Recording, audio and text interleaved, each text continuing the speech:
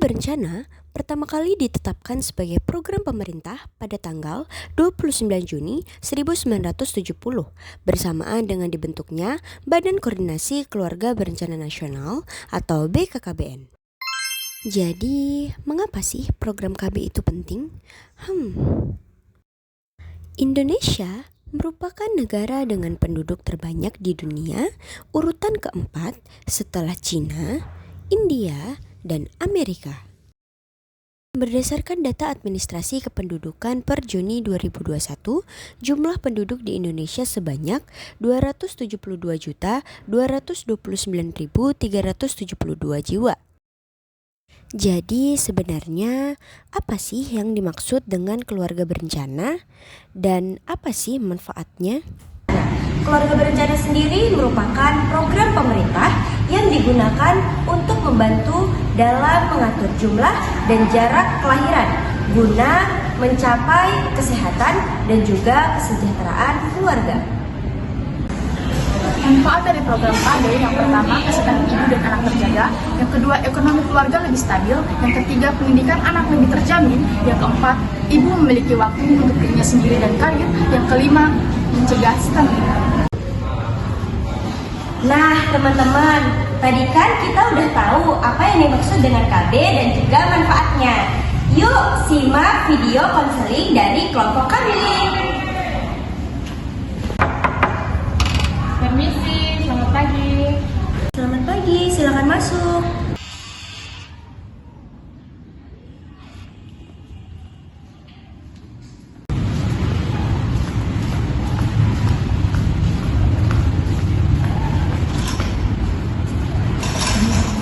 Iya, silakan. Dengan ibu siapa? Oke, dengan ibu Makbin ya. Bagaimana ibu Makbin kabarnya hari ini? Tuhan, baik. Oke. Nah, hari ini ibu datang ke sini ada keperluan apa bu? Aduh ibu, saya punya anak ini sudah 5. Cuman saya punya suami ini dia maunya berhubungan seksual terus. Seperti itu.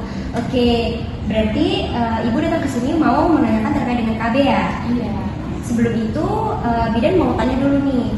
Untuk ibu Makbin sendiri usia sekarang sudah berapa bu? 45 tahun. 45 tahun. Untuk suaminya bu? Aduh, saya 51 tahun.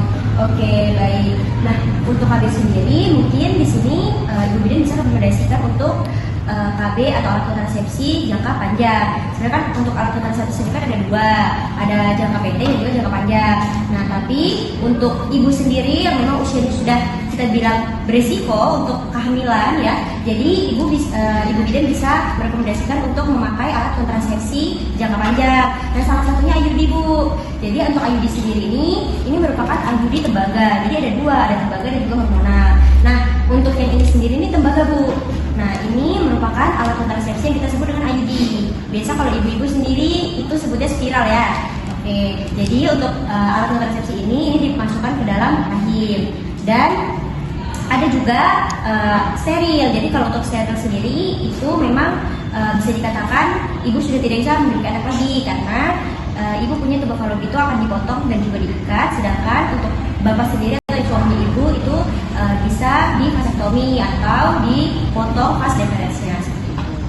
Aduh ibu, tapi saya punya tetangga bilang itu kalau pakai kalung itu dia punya bilang itu buat dia punya bilang untuk sakit kalau Pada saat kelahiran. Oke, jadi ibu di sini perlu tahu memang dia ini ada benangnya di bawah ya. Tapi bisa dikatakan ya bahwa nanti untuk di sini sendiri kita tuh sudah punya bidan-bidan yang profesional. Jadi ibu jangan khawatir karena pada saat nanti dipasang dia punya benang sendiri itu akan dipotong, diikat dan akan dimasukkan kembali ke rahimnya ibu sehingga ibu tidak perlu khawatir. ibu ya sekarang lagi belajar sih saya dengar kalau pada IUD ini kalau kita pakai terus pada saat kita nggak ada hubungan itu dia lari-lari sudah. Malah geser-geser Iya, gitu kita ya. geser. Oke, baik ibu. Makanya pada saat pemakaian IUD sendiri ini perlu dikontrol. Mungkin ibu bisa 1 bulan sekali untuk kontrol atau 2 bulan sekali. Seperti itu ibu. Mungkin kalau yang beredar-beredar sekarang yang sedang viral itu mungkin memang benar, tapi mungkin karena ibunya itu tidak kontrol. Jadi memang kalau pemakaian IUD ini harus Ibu untuk efek sampingnya sendiri apa? Oke, untuk KB IUD sendiri itu memang ada beberapa efek samping yang negatif. Seperti mungkin ibu akan terasa nyeri pada saat setelah pemakaian, tapi itu mungkin hanya berlangsung 2-3 bulan saja. Setelah itu akan hilang. Nah, terus dia juga bisa mengganggu pola menstruasinya ibu, mungkin juga akan berubah seperti tidak biasanya. Jadi polanya akan acak ya menstruasinya. Terus habis itu juga bisa menyebabkan nyeri pada saat haid seperti itu. Tetapi tenang saja Bu, untuk kontrasepsi ini dia tidak mengganggu kesuburan. Oke, baik, terima kasih juga Ibu. Sekarang saya memutuskan untuk menggunakan. Oke, baik, terima kasih ya Ibu. Ibu sudah datang pergi ke konseling ini untuk menanyakan KB. Saya sangat apresiasi sekali untuk Ibu Mangpin. Terima kasih. Terima kasih Bu. Iya. Pak, kan Mama baru selesai melahirkan 2 bulan yang lalu nih, terus Mama masih dalam tahapan menyusui nih.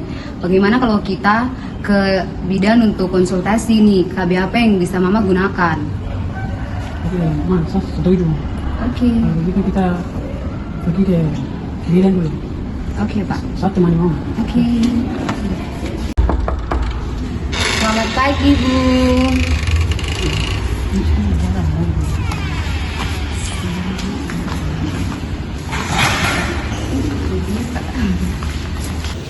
Selamat pagi, Bu Bidan. Silakan duduk, Bapak.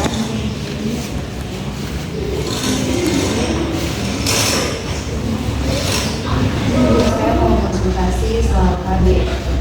Saya bingung mau gunakan KB yang mana. Soalnya 2 bulan yang lalu saya baru selesai melahirkan, terus saya juga menyusui.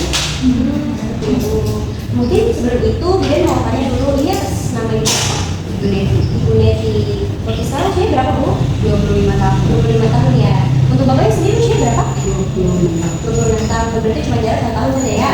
Oke, kalau boleh tahu sekarang ini anak berapa Bu? Kedua.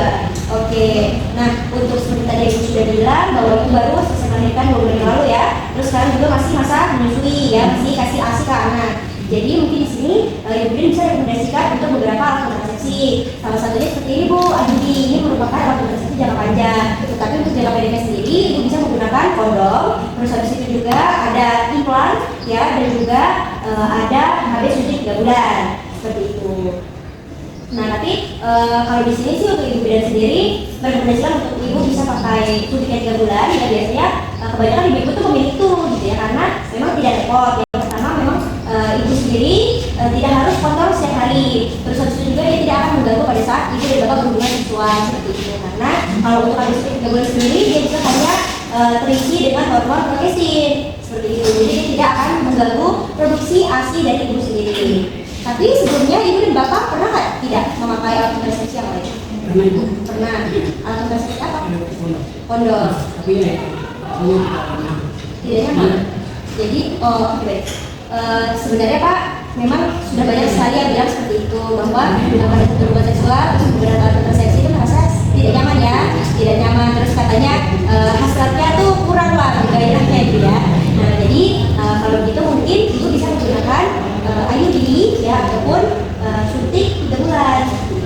Oh iya, Bu. Dan kalau untuk KB suntik 3 bulan tuh ada efek sampingnya. Untuk sekali ada Ibu. Dimana kan kalau kita tahu bahwa dari yang seperti saya bilang, dia kan butuh hormon ya di dalam. Jadi otomatis kalau suntik sendiri ada.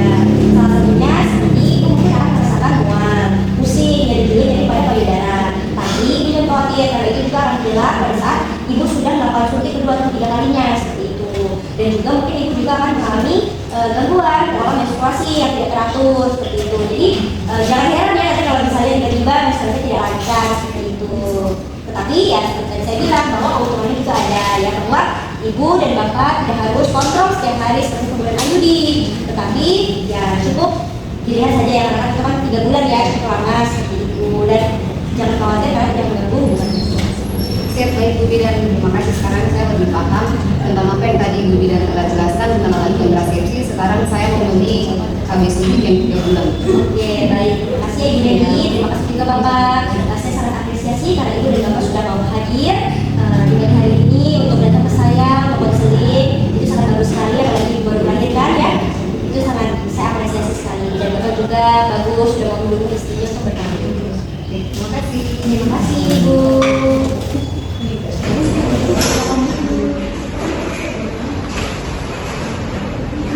Bidang tadi suami saya sudah dijelaskan ke saya, dia kesannya tuh dia bertanya kondom itu kira-kira apa ya? Oke, kondom ini adalah alat pelindung yang digunakan oleh suami untuk membantu mencegah kehamilan dari cepat dan juga melindungi dari penyakit menular.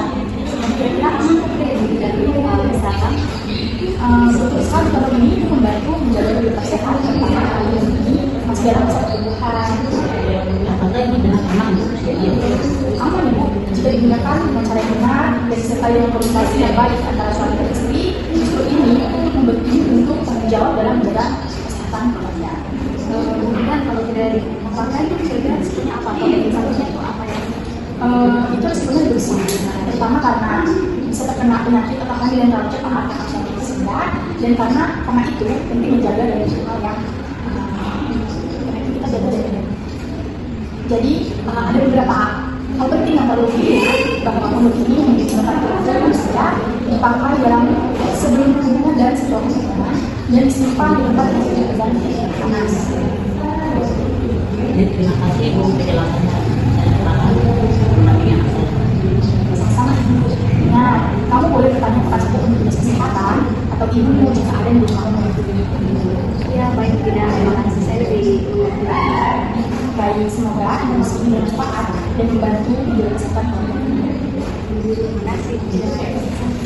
Mari tong pakai KB supaya keluarga hidup lebih baik dan sejahtera. Karena kalau keluarga berencana, hidup akan jadi susah. Terima kasih.